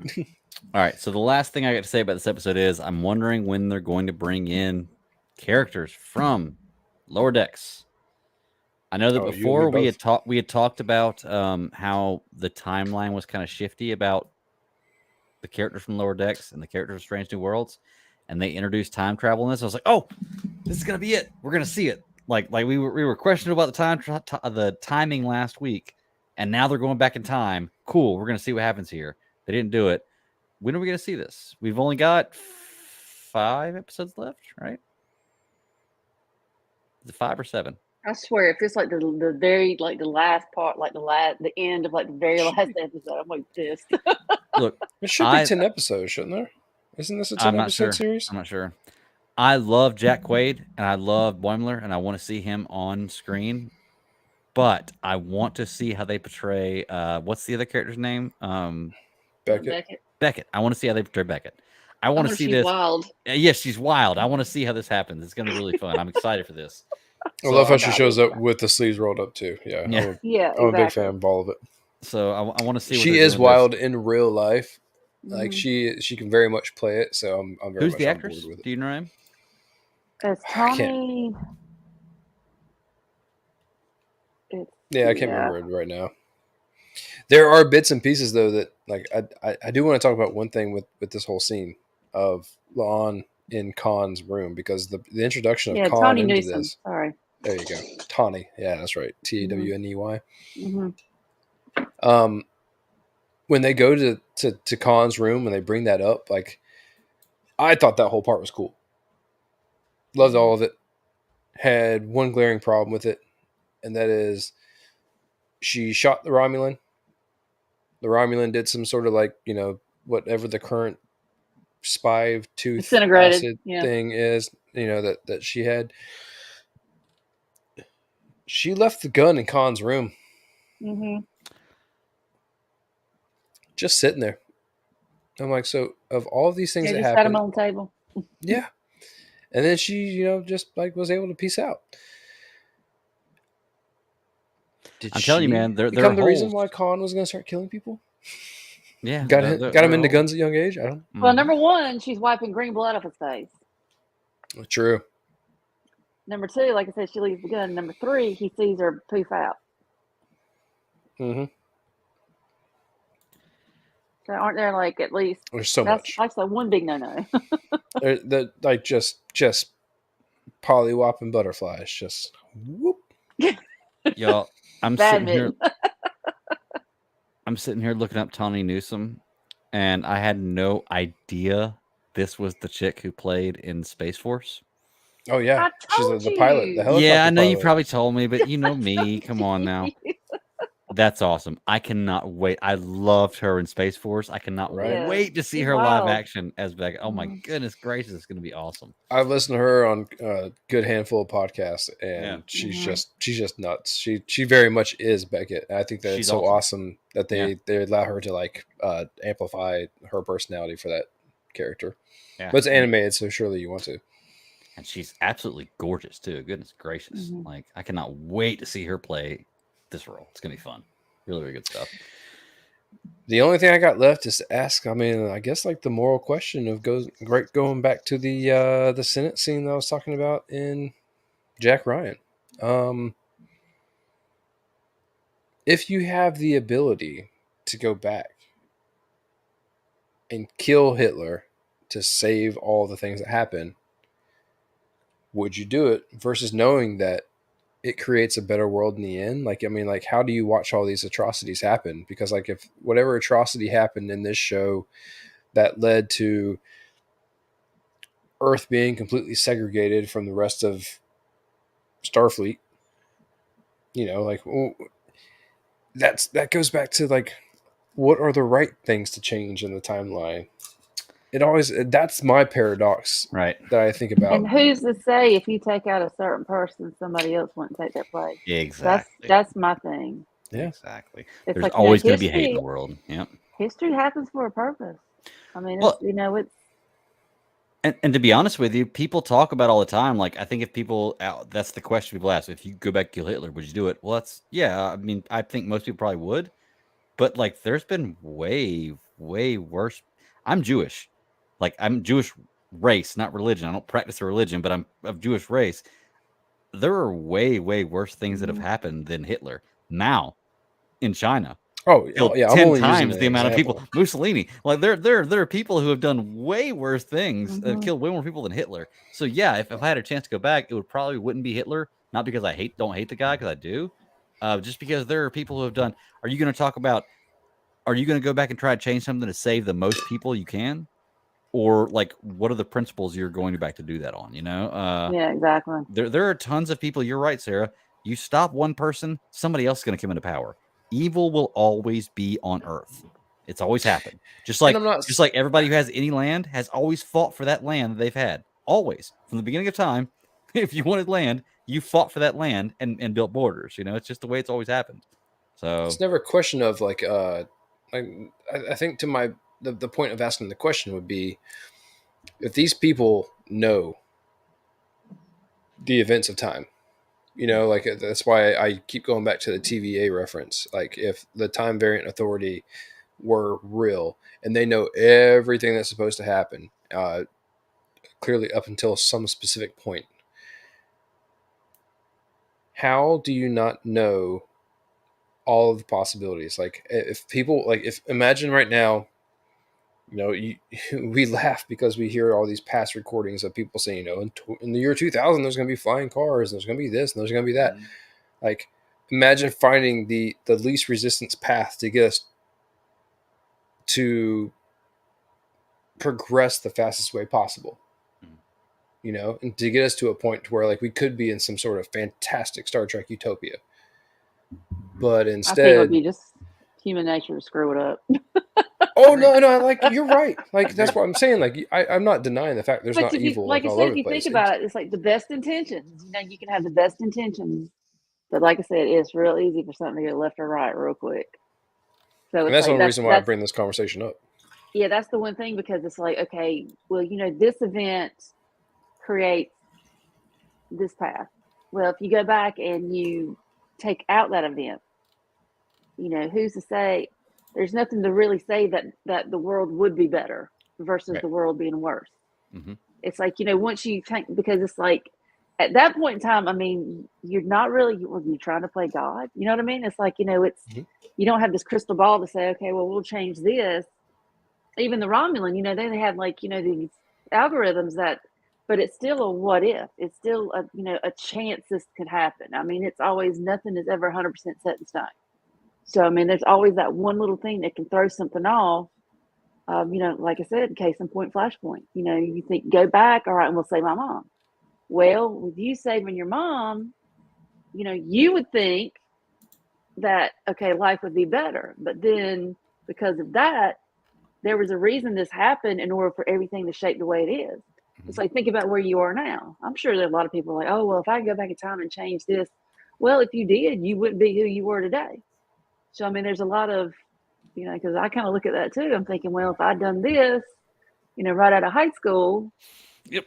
you know, I wouldn't be here, you know, Yep. that kind of thing. Yeah, we all have those thoughts for sure. Well, I that's know what I I'm do saying. I all the mean, you know, time. you always have the It's best an important intentions, question. thinking, you know, if you go back and change one point, I'll just say one point in history, whether it's yours or anybody else's, you know, it's really difficult to say that it would be to the positive or to the negative. And that's why I think that anytime that we get a real, not convoluted, but like incomplete time story, you know, like you kind of want to, you don't want to pick it apart, but you want to bring up the issues that you have with it, because eventually I think like hopefully one day we'll be able to nail this time conversation. Like we've had Yeah, more absolutely. than enough examples of once we what figure it we out. agree with We've and had a lot, deny, right? yeah. Once we figure And it so out, yeah. I'm with you. I hate the idea of a predetermined life, predetermined reality. I hate, because if it truly is in the manner of, you know, take any weird science fiction thing that we watch, and if there really is some sort of like authority that goes out there and like fixes time or like adjust time, you know, then we live a predetermined life. Mm-hmm. But what happens, you know, and that's always the thing, like, because it takes away free choice. And if you're a human on this earth, you want free choice. You want the ability to make your own choices within There's a reason. Next You know, I mean, Generation like, episode that talks about that. yep. And that's why I say that it is dangerous when you start telling these types of stories in a 10 episode format, because you don't do the justice that like something like TNG did when they had longer season runtimes. And even though the episodes were shorter, like they were able to like kind of build on them. In 10 episodes, like if this is it, like they're not doing time story justice. And I want to see that. I kind of want to, I love the idea of being able to sit and bathe in it for a second before you move on. Well, like I said, Strange New Worlds is more episodic, so you'll have this little snippet here. So this is this one little story, which is what I'm starting to see now in this season is it's more like individual character driven because Right. each episode has been more Right. about this. Like this was Lon's episode. The one before was Una's episode. I mean, I'm curious Last to see. season All did right, that too. It but kind this of is more, ebbed and flowed. yeah. But like Yeah. I said, it's episodic like that. It's a lot like the like Next Generation was, because you could be doing on this for one episode, next episode something totally different. So, but that's what I like. That's what I like about it. I don't necessarily have to have a story from episode 1 and finally end in episode 10. I'm like, Mhm. I don't need it to draw out. I'm Right. like, I'm fine with like these little snippets, because that's typically that's what I kind of grew up on. Well, I So think that's they've why I done say it's something very Star Trek-y. I mean, to me, that's very Star Trek-ish. Mhm. I think they've done a good job of that in this series, and still having that one little string, that one little line in the background. It's like, okay, this is all individually happening. Like one story may not necessarily affect another story, but there's going to be a little something in every one that is a big timeline, a big like herring in the background that affects everything. And that's what I think the watch is in this one. I think that we got our time travel. Things have changed now. Now we have this watch, and we're going to see what her taking that watch does in the future with things. Because I think the question they've got to answer in this series is what happens to Pike at the end. It was, 5 years? So I'm assuming they're going to do 5 seasons of this show and Was it wrap 5 up or that was it main 10? storyline. I can't remember how I much thought it was 5, but I'm not sure. It could have been. Very well could have been. Yeah. But either way, they make it a nice round number that you could say, okay, every season's 2 years, or every season's 1 year. I think they set it up so that way they gave you this at the beginning. This is how the show is going to wrap up, is Pike's death and or not death. So we're working our ways to get there. And little clues like this, you won't see anything else about it maybe in the rest of the series till maybe like the 5th season towards the end. Oh, you remember that watch back in season 2? There you go. Yeah. That's what happens. You gotta bait the writing. hook. Yeah, it's good writing. I think that like you said, I mean, clearly the big issue in this show as a whole is the fact that Pike knows what's going on and what the man can do with the time that he has left before something happens to him, and whether or not he can fix it or not fix it is still kind of on the table. And if the watch is something that kind of leads him to a path where he thinks he can fix it, but then doesn't because you can't escape, blah blah blah, I'm all for it. Like, the show is really good. The budget, what they do with it, the characters, I love the cast. I love all of the cast. And speaking of the cast, what did you think about Kirk? I mean, like, you have I liked him. like you have this new guy that just shows up, and like he doesn't ram Kirk in your face, kind of like Chris Pine did. But he's still very charming as far as like the way Kirk is, anyways. Because it's like I said, I like all of these. He's not very Shatner, versions. So that's a good thing. He's not very Shatner. But I like the fact that they didn't try to make him be Shatner. Right. So it was. I love the Chris Pine version. Like, I really did. I really, really did. But this Kirk is not coming out of the gate as hot-headed as Chris Pine did. And I like the idea of seeing a different version of it. Because, I mean, even what we saw, it means nothing because it was all in a totally different timeline. But we get to see what the character can be. And I'm happy with that. Yeah. Do you know what I do liked about this one? One thing they did in this show was one thing about Kirk is him being cocky and confident and kind of bullshitting a lot of times. And like at the very end, he's bullshitting about, well, you can go and shoot me. And the alarm's going to go off and this is going to happen. He doesn't know. It does end up happening, but he doesn't know that. And I like the fact that you don't see characters like Kirk with that kind of ego and that kind of, I want to say narcissistic personality, get called on their bluffs and then it turn out bad for them. Like it always turns out good for Kirk. This is a situation where I'm bluffing you and you called my bluff and it cost me my life type thing. It was cool to see that. I don't like seeing Kirk die, of course, but it was cool to see that it doesn't always work out being the cocky smartass that is bluffing people. Sometimes it doesn't work out, And how he broke Lon's shell, too. I'm like, very much. She does have a heart. I'm going to talk about that, too. Oh, God, that was... Greg and film, they call that something like the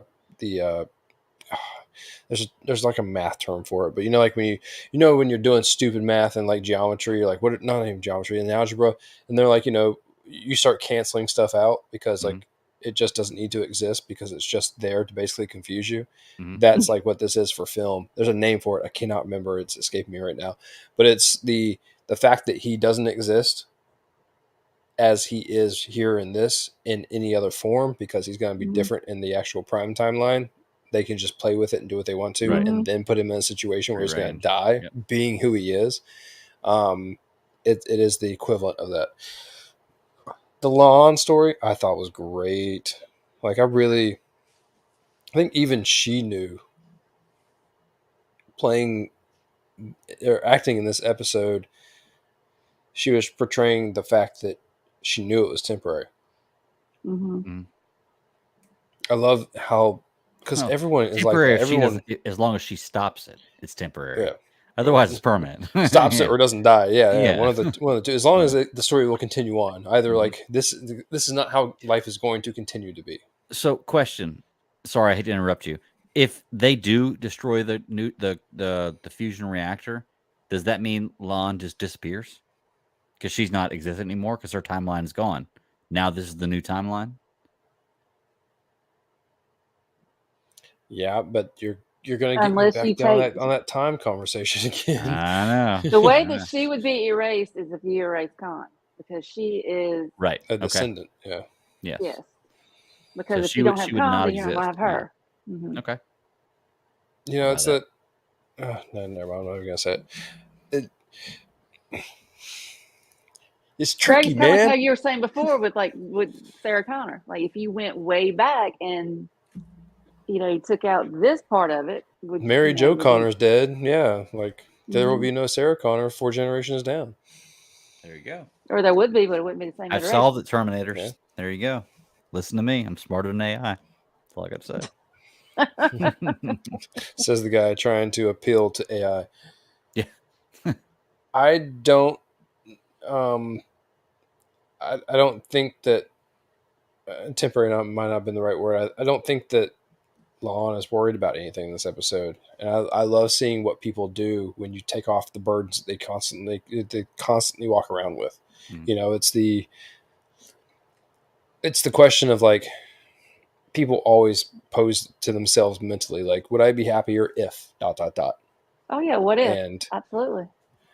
And so when you have her reach a position in her own life where she's just like, when Kirk didn't even pronounce her name right, it's when it occurred to her that like, wait, didn't know who she was. This is a world that I'm not the bad person, especially after last episode where she, exposed carrying that weight of thinking that she was the one that turned Una in. Man, I mean, like, I love the building. I know that all these stories are, like I said, checking boxes of Star Trek, and also at the same time, filling the episode of the week in.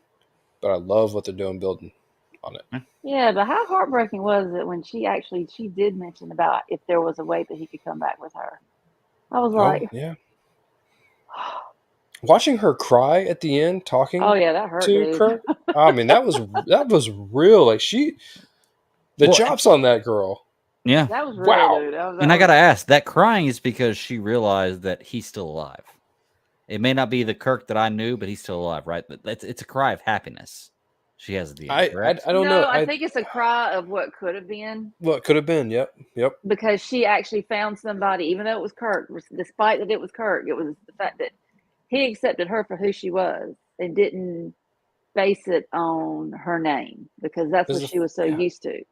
So she actually. Okay. Because she actually connected with someone that I don't think she's done that before, especially just, she kind of let her wall down. Yep. And then that's why she was saying, hey, what if, you could come back with me? At that point I was like, oh lady, this is not going to bode well. Well, so, to be fair, didn't she called Kirk and Kirk didn't know who she was. She said her name. He didn't flinch. If that was something she wanted to progress and move forward in the future, she still has that option, right? Well, you got to look at it from this point of view. She's always been strong because she's lived a life that she's been burdened by her name and has always had to be strong because she's essentially held back by it. People picked on her and called her anything because if you're I'm just going to use it again because it's the name that everyone knows. If you're the descendant of Hitler, you're going to be in grade school and people are going to pick on you. Well, not grade school, but school at some point, and people are going to pick on you because of your lineage. She was in that position and she was never able to let her guard down. Like Sarah just said, you're not able to live a life where you don't know what it's like being the descendant of a madman who completely changed the timeline. Yes. Right. And so this was her moment to have a life of her own without any of that, because none of that exists. Like, no one knew who Khan was. No one knew about the events that unfolded because of him.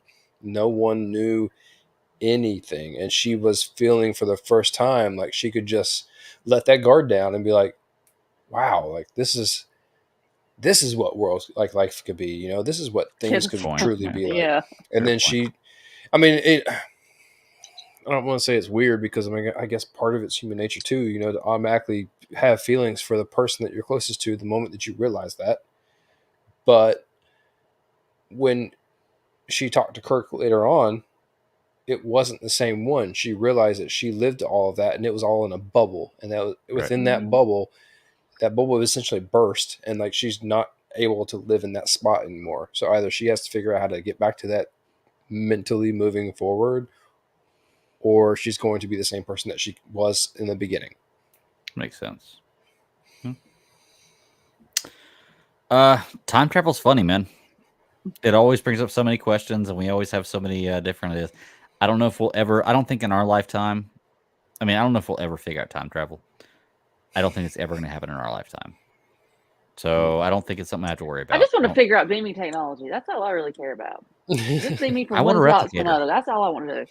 I want a replicator so that way we can just there'd be no need for currency at all. If you had replicators. You could make whatever you wanted to. Don't worry about it. It'd be great. Now, don't get me wrong. We live in a country of greed. Not a country, a world of greed. There'd still be need for replicator, or there'd still be need for money, because there's always going to be people who are rich. So, but I think the show's doing really well. 2 episodes in, or 3 episodes in now, right? Yeah, 3 episodes in. We've had different focus on different characters every episode. They've done a great job. I'm loving Star Trek. I'm kind of upset that I waited so long to have it. It took the Kelvin timeline. It took Chris Pine for me to get into Star Trek. It took time travel. It took time travel. That's right. It took time travel. And honestly, when I went to go watch those movies, I had no idea that it was like there was time travel involved. I was like, all right, cool. Like, Yeah, that was one thing I was watching this episode too. I was like, oh man, I can't wait till Greg gets a hold of this one. I was waiting for the text, but then when he said that he wasn't going to watch it until later, I'm like, okay, well, I guess we'll just do it live. Wow, was there something I should have been upset about? Time travel. Time travel. Yeah, I guess that's a good point. Yeah, it happens. If you can do it well, this wasn't perfect, but they did an okay job. I don't think any time travel explanation is perfect, and that's the problem, because you can poke holes in all kinds of time travel, which is I'm not even a smart guy. We're just waiting for you to figure it out. I'm telling you, you're getting close. Then I'm going to go back to Mark 1. And we're going to do all kinds of crazy stuff. So I just imagine you sitting at like an Elizabeth's Pizza somewhere, staring at a bowl of spaghetti and be like, holy hell, this is how it works. I was like, this is it. Thanks, Ross. Now I want Elizabeth's Pizza. Appreciate it. You're welcome. Awesome. All right. I got nothing else for this show. I got nothing else for the week. I'm out of ammo. Do y'all have anything else you want to talk about? I do, but I haven't watched Indiana Jones yet. I'm going to. Plan on it. Hit me up on Monday. Oh, what am I doing? Happy late birthday, Ross. What, 2 days ago? Birthday? There you go. I want to put that out there. Happy late birthday, man. Hit me up on Monday, dude. I'm off Monday. I wouldn't mind going to see a matinee. Maybe we'll go see Indiana Jones. Take it out for your birthday, man. So let me know. We might be able to do that, because I know that, Sarah, you see it when? Tomorrow? Yeah, picking the boy tomorrow. So You see it tomorrow. Okay. So if we get to see it this week, I mean, it'll definitely be covered next week, and we'll figure it out. I'm not gonna lie though, the movie I want to see in theaters right now so bad is Oppenheimer, and I gotta put it out there. have y'all I read love you, anything Ashley. about that? Brian was telling me something about a review he saw. I don't. I've Trust not reviews. read reviews. Yeah, I don't trust but reviews. Or it was something that it was somebody's like impression of it, saying that this movie, I don't think from the trailer is what you think it is. I don't think so either. I have a feeling like I've seen a movie like this before that's had the same type of trailer, but has not given you the story that the trailer portrayed, because I think that they were hitting on points, and it's whereas we watch trailers that basically give us like the best action scenes, maybe throughout the movie in the trailer. This one may be doing a little bit of not trickery, but just like, come see it because of this. Sleight of hand. Yeah. Right. Yeah. All right. I'm gonna go see because of the actors in it. City. Yeah. I have thought about going to that one too, and as much as I do love the West films, I don't know if I've ever seen any of them in theaters. I think I've seen them all post theater. What are you talking about? Asteroid City. I don't even know what that is. It looks wild. I don't even know what that is. I'll check it out. But it's a long list of it is Wes Anderson, right? I think so. Yeah. So Wes Anderson, who does like Royal Tenenbaums and like all those types of movies. It looks very campy. Yeah, it's very much along his line of movies. Okay. Well, this might be a movie week for us. It's the 4th of July. Happy 4th of July to everybody. I'm going camping tomorrow, so I got to go make a whole bunch of food right now to last for the next couple of days. It's gonna be fun. So we'll see what happens. But y'all ready to get out of here? Anything else you want to say, mention, talk about, discuss, or knock? I think I guess you said. Okay, cool deal. Well, Sarah, where can they find you at? Well, I guess you can still find me on Twitter at My Lady Kitten. I pop up there every now and again, but to be honest with you, I haven't been up there much. Now you probably catch me football season. Now football season, yeah, I'm a little more active, but otherwise that's about it. Ross, what about you, buddy? Right here, man. Right here. Right here. That's it. And you know what? For me, honestly, I'm about to be done with Twitter. You can catch me right here too. Like I am so done with this social media bullshit and this world. Like, it's so crazy. I wish social media was never invented. The world would be so much better place. And I'm a guy who got away from Facebook 10 years ago, 12 years ago when it was really popular. So I'm not a huge social media guy. I was only on Twitter for the promotion of the show and to get some sports news. But I'm done with that too, man. I'm out to bat on Twitter. You can still find me at the BatDaddy52 right now, but I don't know how much longer because I'm so done with the dumbass people on social media. It's done. So until I get off there, I'll let you know when I do. Check us out there. Check out at GCS Podcast 1 on Twitter is the show handle. We're live every Friday at 9 p.m. Eastern Standard Time on YouTube, and we're not live on Rumble yet because we have to have 5 subscribers on Rumble to go live. So if you like us, go check us out. Subscribe on Rumble, then we'll do live on both shows. But you can also find the feed on Rumble, just not live. Any podcatcher of your choice. I try to drop them early in the week, but sometimes I forget. Sometimes I forget altogether. So, I have a bad memory, but I do drop. That's how to find us here on like Friday. That's right. That's right. This is no professional show. We are fans having fun. So, yeah. But yeah, that's about it. I got nothing else. I'm getting ready to go camping in the morning. I got to set up a tent, get everything good to go. I'm all ready. I'm excited. About to go make some camping stuff here. Yeah, well, have fun. Have fun. I didn't tell that in the news. Good. Greg's gonna pitch a tent in the morning. I'm gonna pitch it in the morning. I pitch it every morning. Yeah. So. All right. Well, I'm gonna go ahead and get out of here. I guess until next week, y'all. Happy 4th of July, and just keep pounding.